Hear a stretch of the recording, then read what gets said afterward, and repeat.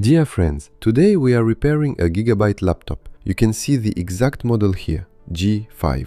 These screws here are longer than the others. Only the long screws go in these positions, so keep them separate and compare them with the other screws. The problem is that the computer shuts down unexpectedly because of overheating. Today we will remove the entire cooling system, clean the dust from the fans and replace the thermal paste. I have already disconnected and removed the battery.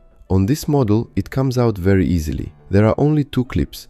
Release them first, then lift the battery. The battery must be removed before we continue disassembling the laptop. This is the tool I use for disassembly. Where do we start? Start opening the case from this point. Insert the tool carefully and release the clips one by one. Continue along this side and then do the same on the other side. Look how much dust there is. Wow, there is a lot of dust on the cover. We will clean all of it now. You can even see hair here, probably from a cat or a dog. For cleaning, you will need a vacuum cleaner and an air blower like this. I made a small homemade filter so the dust does not get inside. I secured the plastic tube with hot glue because it kept breaking.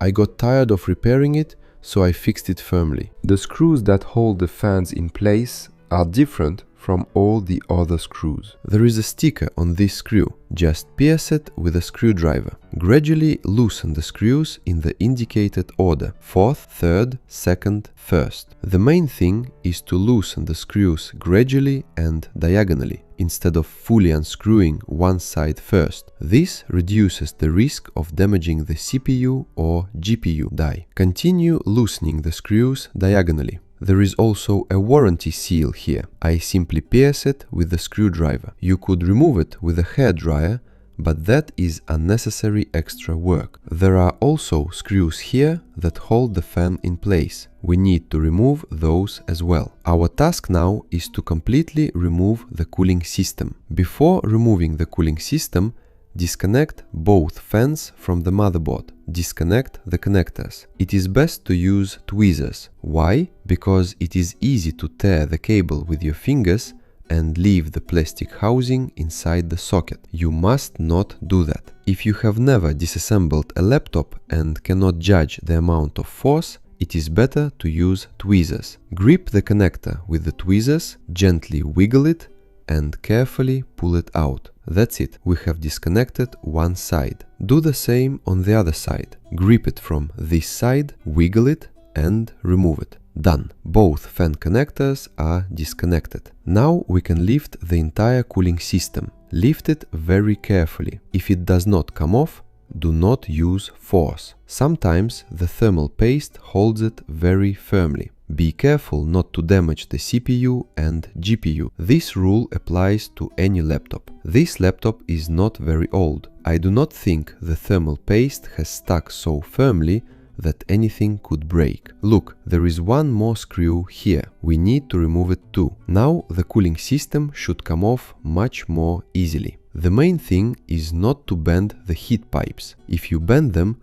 the cooling performance will become much worse. We must not allow that to happen. Remove it carefully. The cooling system is probably being held in place by the thermal pads. Thermal pads can hold it very firmly. The main thing is not to bend the copper heat pipes. We found the correct point to lift from. That is how it should have been done. There we go, friends. Look what we have found. Remember when I blew air through the fan earlier? It helped a little, but there is still a lot of dust left.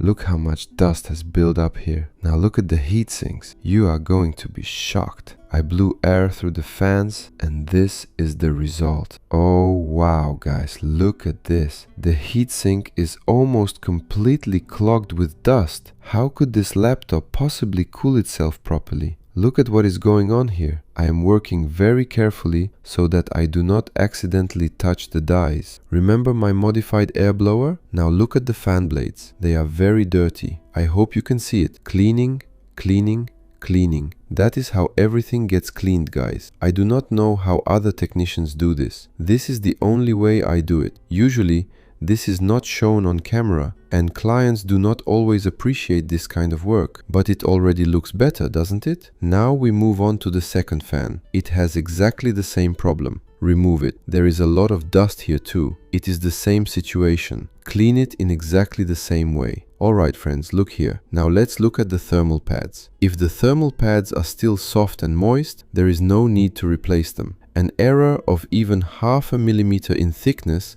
can cause serious problems. So it is better to leave them as they are. Of course, if they are damaged or someone used electrical tape instead of a thermal pad, then they must be replaced. I once saw a brand new laptop where someone had placed a piece of transparent yellow tape here instead of a thermal pad. That was terrible. Now we are replacing the thermal paste. The old thermal paste can be removed with a regular tissue or cotton wool and alcohol. You can also do it without alcohol, depending on its condition. Apply a small amount of fresh thermal paste and carefully spread it over the entire surface of the CPU. It is not a problem if the layer is not absolutely perfect. Carefully and place it back in position. Very carefully. Tighten the screws in order. First, second, third, fourth, done. Now tighten the remaining screws. Tighten screws 5, 6, 7, and 8. Secure the fans. There are 3 screws here and 3 screws here. Tighten them. Now reconnect the fans. You can connect the plugs by hand. Insert each one straight until it is fully seated, like this. Do the same on the other side. This tape no longer sticks properly because the adhesive has dried out. Remove it completely. Take a new piece of black tape.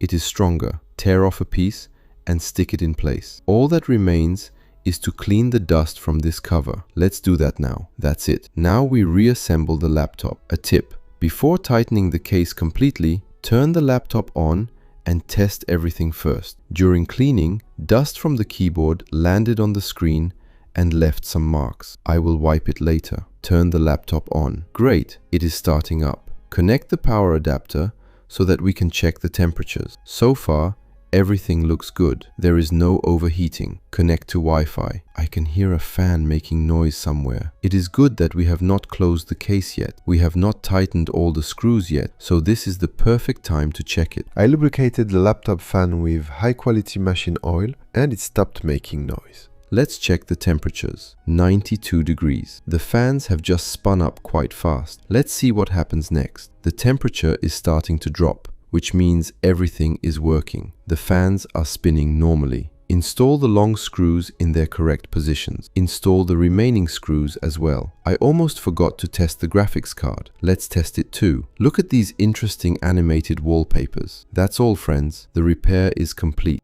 If you enjoyed this video, please give it a like and subscribe to the channel.